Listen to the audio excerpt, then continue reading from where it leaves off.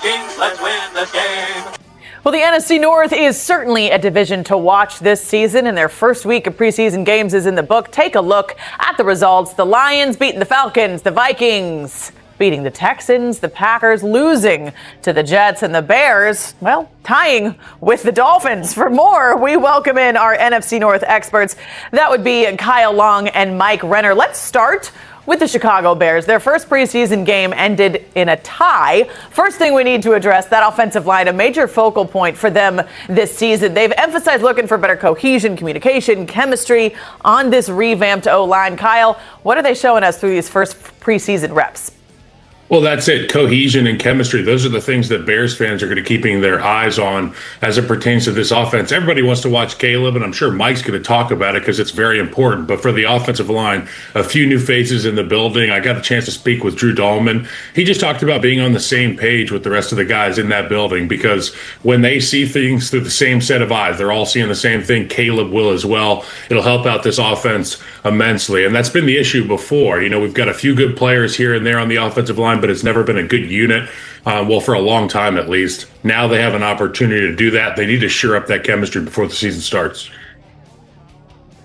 Yeah, I definitely agree that the offensive line needs to improve and will improve, but I'm looking at the guy behind it because it was not an untenable unit last year. It wasn't a good unit, but it should not have been as bad as it looked at times last season because Caleb Williams just has to play faster. His timing has to improve in this offense, and Ben Johnson requires that, right? He is going to improve his timing, but I'm more worried about holding on to the football, taking those negative plays, those sacks. He had the highest pressure to sack conversion ratio of any quarterback in the NFL. Anything over 25% is bad. He was at 28.2% last year. So that means that when the pressure came, Caleb turned into a turtle more often than not. That can't be the case in year two. If that improves, this offense gets on schedule, the O-line improves, the run game gets on schedule, you might have a high-level offense. Absolutely, and Chicago Bears fans are certainly hoping you're right. They've suffered enough, right, guys? All right, let's move on to the Bears' rival in the Green Bay Packers. We saw some struggles in that preseason game, specifically at the wide receiver position. Matthew Golden was really the only one who could hold his head high after that. What are we looking at for that position, Kyle?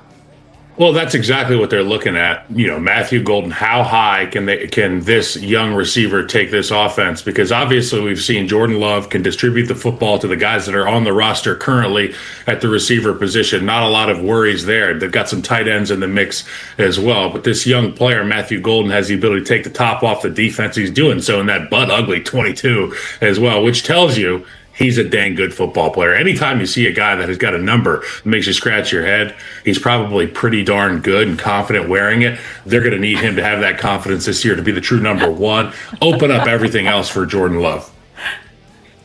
Yeah, I'm not too worried about this offense, quite frankly. I think it's going to get back to that level we saw a couple years ago down the stretch when it was humming, when they beat the Cowboys in the playoffs.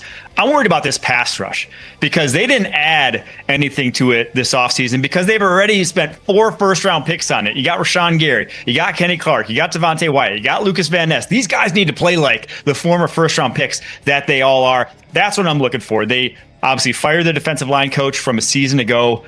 These guys need to get pressure on the opposing quarterbacks. 17th in PFF pass rushing grade last year, bottom 10 in pressure rate from that front four. That needs to improve or else they're not going to replicate the success they had last year defensively.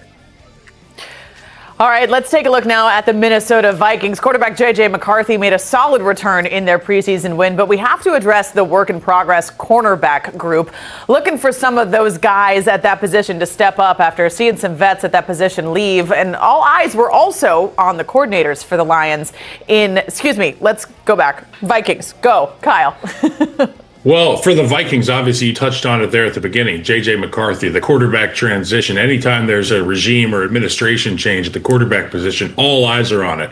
You add onto that the fact that this is a young man dealing with rehabbing coming off of a knee, who was in his rookie year when he dealt with that knee injury. Oh, yeah, he had no regular season or NFL action. The guy was shut down early in the season. So for the Minnesota Vikings, everything will go through what J.J. McCarthy has the ability to do. Can he digest all the information that Kevin O'Connell is trying to put on his plate? Because the keys to the car have been handed to him, and the Ferrari works. We've seen it before. We saw it with Sam Darnold. So does he have the skill to get in there and be baby driver in Minnesota? That's really the question mark for me. And that offensive line. They've imported some talent along the interior of that offensive line. The entirety of that front, the big question is, can they stay healthy? They've got a good unit. And an unhealthy good unit is not a good unit, by the way. Yeah, I think they're only going as far as J.J. McCarthy takes them. But J.J. McCarthy could get them in the area, and this secondary could let them down. That's what I'm going to be honed in on, is these cornerbacks, because Brian Flores is going to have his work cut out for him. Anytime you're starting guys who couldn't even start at their previous teams, with Isaiah Rodgers, who came over from Philly, Jeffrey Okudah, who came over from Houston, that's always worrisome. And now Jeff Okudah's getting rave reviews. I haven't been in training camp. I haven't seen him. Apparently he's doing well. He was he's a number 3 overall pick back in the day for the Detroit Lions before he tore that Achilles and his career went south. So maybe he's recapturing some of that magic, but I got to see it to believe it first, because this cornerback group, at least on paper, is maybe the weakest in the NFL.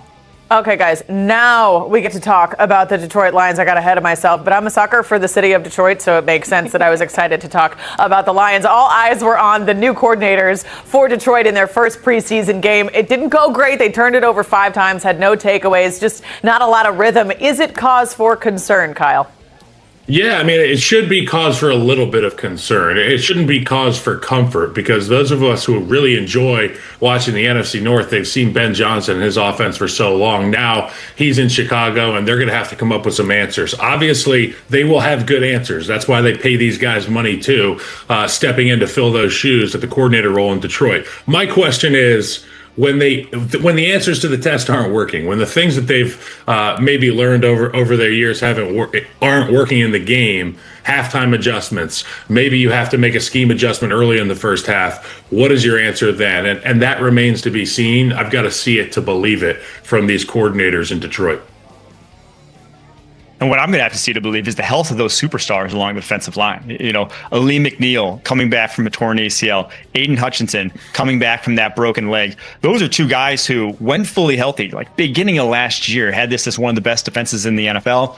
Obviously, we're not that down the stretch, and obviously you go to that Commanders playoff game, they could have used these 2 guys. So this could be what gets them over the hump, the health of these 2. But if they come back and have kind of a slow season rehabbing those injuries, I just don't see the Lions being able to recapture that magic.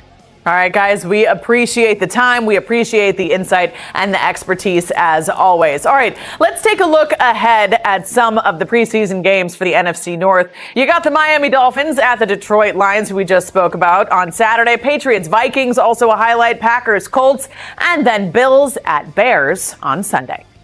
It's not every day you see a head coach like Kevin O'Connell nearly lose his words when talking about a player. But that's exactly what happened after the game against the Texans.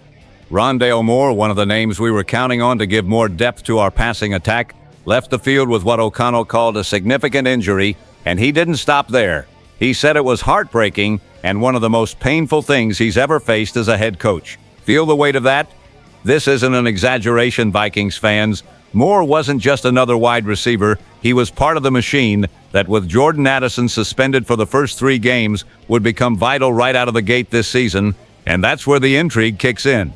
Because while the Vikings are still trying to absorb the blow of losing him, an interesting possibility has surfaced. During that same game against the Texans, a player who doesn't even officially wear purple caught everyone's attention. John Mechie III. Drafted in 2022, he's never had much space to shine in the NFL until now, but in that game he hauled in 5 catches on 8 targets, totaling 45 yards, more receptions than any other player on the field. Coincidence? Maybe. But it's the kind of coincidence that gets GM Kwesi Adolfo-Mensah's radar buzzing. And here's the thing. Mechie wouldn't cost much. With a delicate health history and a contract close to expiring, he's exactly the type of low-risk, high-reward gamble that could pay off big. Different from Adam Thielen, whose return would cost more and bring a different dynamic, Mechie plays a style very similar to Moore, quick, shifty, and able to stretch the field. It's almost like fate put him right in front of us at the perfect time.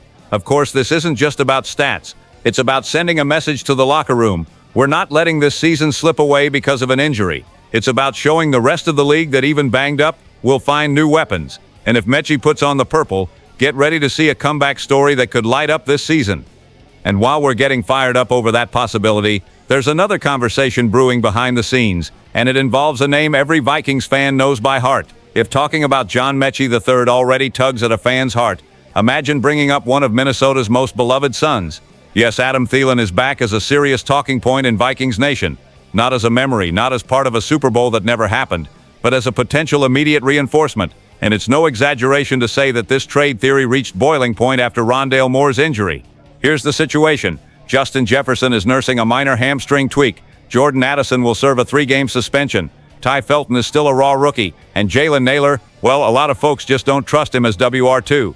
Add in the fact that Lucky Jackson is a training camp sensation with virtually no real NFL experience, and it's like trying to build a passing attack with pieces still in the box, no manual included. That's where Thielen comes in. Experience, chemistry with Kevin O'Connell, knowledge of the offense, and above all, that veteran instinct to find space where no one else can. In the last 2 seasons, he's hauled in more than 150 catches and racked up over 1,600 yards, numbers you just can't ignore. The question is, would he accept coming back as a WR3, at least until Addison is back? Because if he would, he might be the perfect bridge between crisis and stability. But it's not that simple.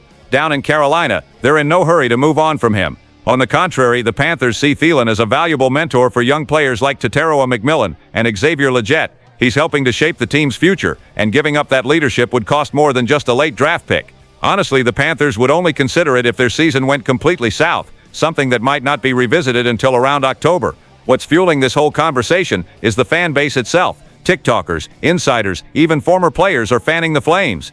Thielen's name is everywhere, with bold predictions that he or even Amari Cooper could be wearing purple in Week 1. For now, it's all smoke, but the kind of smoke you just can't take your eyes off once it starts rising. And if this move actually happens, it wouldn't just be an emotional reunion.